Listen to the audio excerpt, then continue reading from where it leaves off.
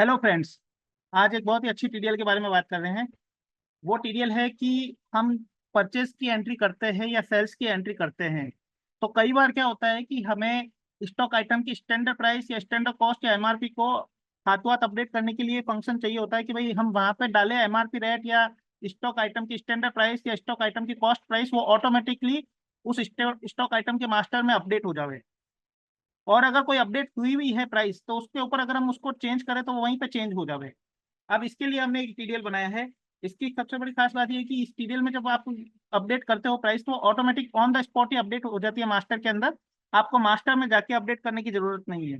दूसरी खास बात यह है कि आप अगर उस प्राइस को एडिट करना चाहते हो तो एडिट भी हो जाती है, और उसको भी आपको मास्टर में जाके एडिट करने की जरूरत नहीं है। नहीं, अगर उस टाइम जिस डेट पे आप ट्रांजेक्शन कर रहे हो, अगर वहां पे कोई पहले से प्राइस डाली हुई है तो वो आ जाएगी। अगर नहीं डाली हुई है तो वो आपके खाली आएगा कॉलम, और उस कॉलम में आप प्राइस डालोगे तो वो अपडेट हो जाएगी।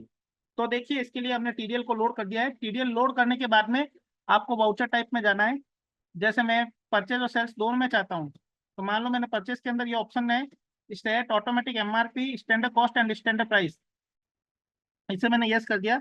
सेल्स के अंदर भी मैंने इस ऑप्शन को यस कर दिया है। अब देखिए, यहाँ पर मैं मान लो 1 जुलाई के अंदर एंट्री करने जाता हूँ। परचेज के अंदर मैंने परचेज वाउचर सेलेक्ट कर लिया। अभी यहाँ पे मैं ये एक आइटम सेलेक्ट करता हूँ। अभी मैं ये आइटम सेलेक्ट कर रहा हूँ, तो ये देखो इस यहाँ पे लास्ट इसकी स्टैंडर्ड कॉस्ट 133 रुपए है, फिर 137 रुपए है, और 144 रुपए बता रहा है। अब ये स्टैंडर्ड प्राइस कौन से डेट की है वो मैं आपको बता देता हूँ, 1 जुलाई से पहले या 1 जुलाई तक की। तो देखिए, 1 अप्रैल को 120 है, 10 अप्रैल को 190 है, 31 मई को 133 है, और फिर सीधा 31 मार्च 2019 को 220 रुपए है। मैं बीच में एंट्री कर रहा हूँ 1 जुलाई 2018 को। तो इसकी लास्ट कॉस्ट आती है 133 रुपए, और लास्ट स्टैंडर्ड प्राइस आती है इसकी 137 रुपए। अब मैं 1 जुलाई को एंट्री करने जा रहा हूँ। तो 1 जुलाई को जब मैं एंट्री करूंगा, तो मान लो अगर मैं 1 जुलाई को यही प्राइस रखना चाहता हूँ, तो यहाँ क्या होगा कि वो प्राइस अपडेट हो जाएगी। और मान लो अगर मुझे ये प्राइस नहीं रखनी है, कोई नई प्राइस रखनी है, तो मैं जैसे इसमें जाके 133 की जगह मान लो 156 कर देता हूँ, यहाँ पे 160 कर देता हूँ, और यहाँ पे एमआरपी जो 144 आ रही है इसको मैं 220 कर देता हूँ। तो ऑटोमेटिकली देखो इसमें सारी चीजें चेंज हो गई है। अभी यहाँ पे मैं ये बिल बना लेता हूँ मान लो। अब देखो, स्टैंडर्ड प्राइस के हिसाब से इसकी स्टैंडर्ड कॉस्ट के हिसाब से इसकी स्टैंडर्ड कॉस्ट भी आ चुकी है। मैंने इसको एक्सेप्ट करके बिल को बना लिया। अभी आप यहाँ बिल में देखिए 156 रुपये, 160 रुपये और 220 रुपये इसकी प्राइस आ रही है 1 जुलाई के समय।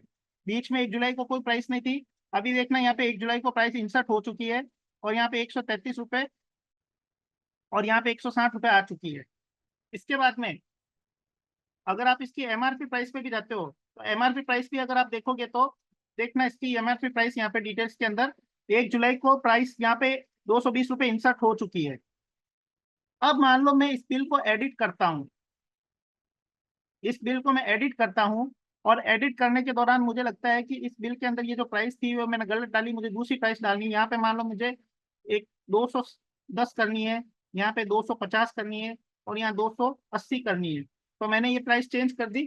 तो ऑटोमेटिकली क्या होगा कि यहाँ पे जब आप जाओगे स्टॉक आइटम के अंदर, तो वापस आप यहाँ पे जाके देखोगे तो 1 जुलाई को आपकी प्राइस अपडेट हो गई है, 210 रुपये हो गई है। यहाँ पे 1 जुलाई को 250 रुपये हो गई है, और एमआरपी में जाके देखोगे तो 280 रुपये हो गई है। मतलब प्राइस अल्टर भी हो जाती है, और नई प्राइस इंसर्ट भी हो जाती है। यानी नई प्राइस अगर आपकी बीच में नहीं डाली हुई है तो वो आ जाएगी, और अगर अल्टर करना चाहो तो अल्ट्रेशन भी हो जाएगा। पुरानी कोई भी प्राइस के ऊपर कोई इफेक्ट नहीं पड़ेगा। आप अगर जिस डेट में एंट्री कर रहे हो या अल्ट्रेशन कर रहे हो, उसी समय उसका इफेक्ट पड़ेगा, और उसका रिजल्ट वहां पे आ जाएगा। तो इस तरह से आपकी ये प्राइस अपडेट हो जाती है, और आप आराम से इसकी एंट्री कर सकते हो।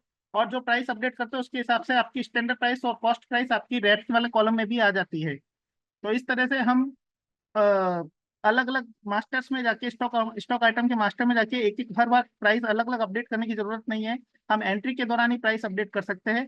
ये इस टीडीएल की खास बात है। I hope you will like this video. Thank you for watching.